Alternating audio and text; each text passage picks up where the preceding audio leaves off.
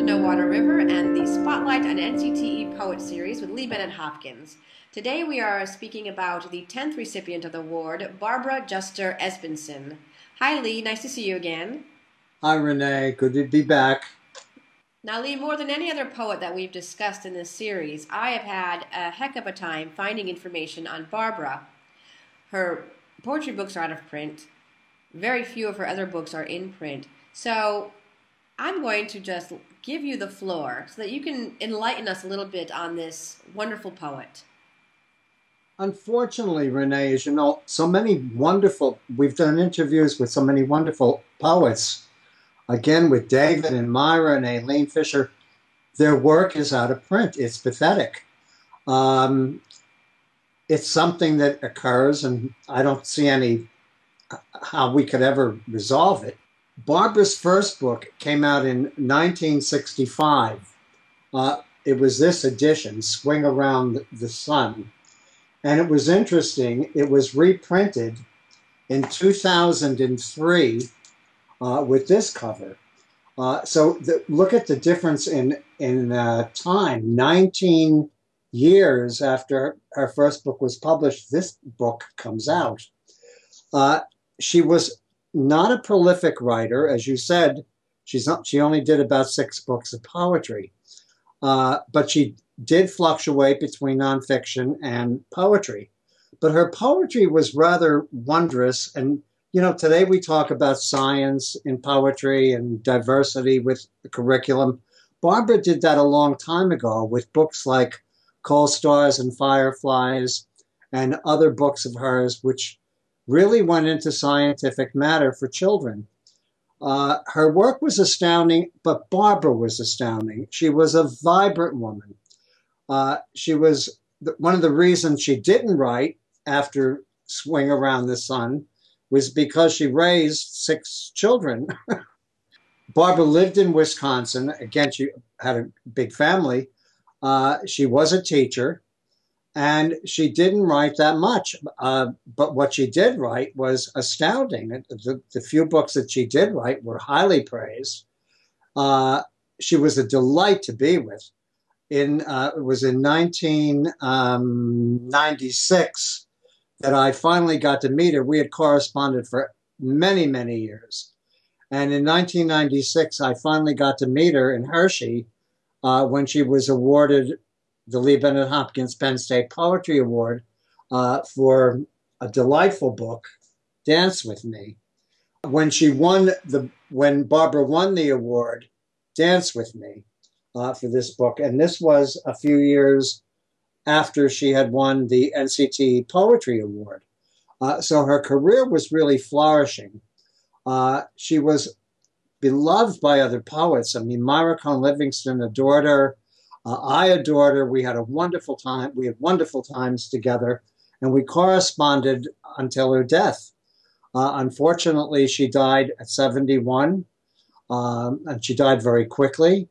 And I'm sure, you know, unfortunately, she would have produced many, many more wonderful volumes of poetry. She was actually influenced by a teacher of hers, and throughout her whole life, she was indebted to this teacher who brought her poetry by Amy Lowell, Emily Dickinson. And I remember her telling me that once she had found these poets, her entire life opened up and she only wanted to be a writer. So again, an influence of one teacher, how one teacher can influence people or a person for their entire life. It's quite exciting. As with all interviews with poets, I asked Barbara to define poetry for me. And again, as succinct as she was, she wrote, "A poem is merely a dance of breath that has learned to fly." And that's how I think of Barbara. She was a dance of breath. Again, she was exciting, vibrant, and again with her teaching, she wanted teachers to approach creative writing in a unique way. Barbara wrote this wonderful book, professional book, called A Celebration of Bees, Helping Children to Write Poetry. The book was published in 1975. I adored this book. I used this book throughout my entire career. And I almost literally forced this book back into print. So in 1995, it was reissued in this cover, again 20 years later, and it was tremendously acclaimed. Leonard Marcus wrote an inspired and sensible guide to helping kids draw real poetry from the well of their own words and lives. I did the introduction to the book. It is filled with wonderful techniques to free children to write poetry, both verse and free verse. But I would highly recommend teachers to read this book. In reading an interview with Barbara that was done when she won the NCTE Award, I noticed that for every question, she brought it back to teaching kids. And I know that she was an art teacher for a long time, and then she did a lot of school visits for her books. Did she have advice or particular advice that she'd like to give kids about writing poetry? Barbara was extremely witty. I remember in an interview, she told me, and this is very funny, but this is how Barbara was. She says, my favorite thing to tell children when I visit schools is that poets love to lie. But of course, I quickly tell them how we lie. In the poem Performance, which is in Dance With Me, I use the lines such as, the trees lock crooked arms, and a breeze remembers how to rhyme. Of course, she says, trees do not have arms to lock, and a breeze cannot remember. But poets have to be poetic, and we have to lie. Sometimes lying is just wonderful. And that's an example of her wit. She was bubbling, and it was hard to imagine that she was 71. The year she won the award, she turned 71, and she said, 71? You know what, Lee? I'm really 18, or I'm really 20. I'm still a schoolgirl. I'm in love with life. And she was. She was in love with life. Lee, because I did find so little about Barbara online, and really I only found a few of her poems, not even a few, one or two of her poems. I'd love it if you could share some poems of hers with us. Well, I have a surprise for you, Renee. I went through my files on Barbara, and as I told you, we corresponded an awful lot, and I've included her work in many of my anthologies. So Barbara would write poems for me from my collections. But going through my files to prepare for this interview, I found a poem that she had sent me that I could not use, but it's never been published. And I think it shows, again, her wonderful use of language, her sense of creativity, and her love of science. The poem is called Maple Wings. Propellers. The maple tree invented them this morning.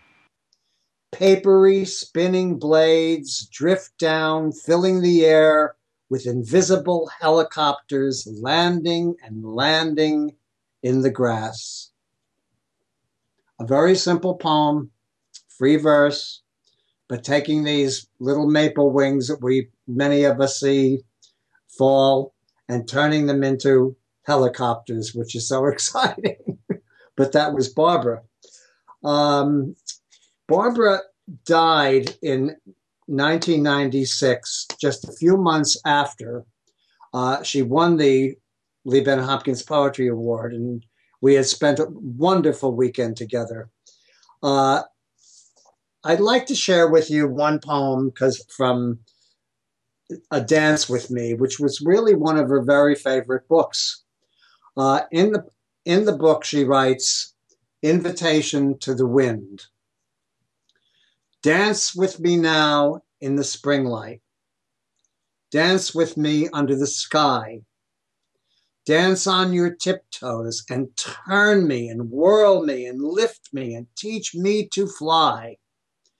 Carry me on your wild shoulders, and I'll catch all the petals that spill. Dance with me, wind, like you dance with the kites, like you dance with the kites on the hill. Again, although she is gone, Barbara will forever dance with me, and I think her words will dance in the hearts and minds of young readers for years and years to come.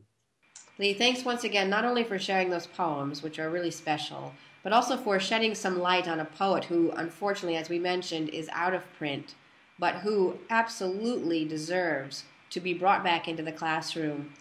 And for you watching, thanks for joining us, and we'll see you at the next episode. Bye, Lee. Bye, Renee.